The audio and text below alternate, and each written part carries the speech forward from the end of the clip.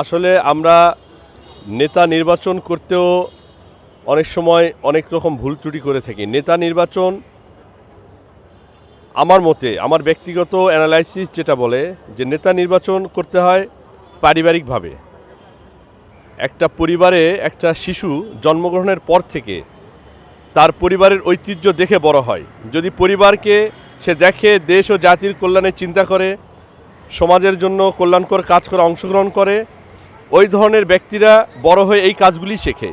তা আমরা যখন নেতৃত্বে নির্বাচন করি কাউকে আনার ক্ষেত্রে, আমরা এই বিষয়গুলো যদি লক্ষ্য রাখি যে নেতৃত্ব দেখে এবং নেতৃত্বে এসে সমাজ উপকৃত হয় এই ব্যক্তিগুলি কারা, সেই ক্ষেত্রে এই ভুলগুলি আমার মনে হয় কম হবে।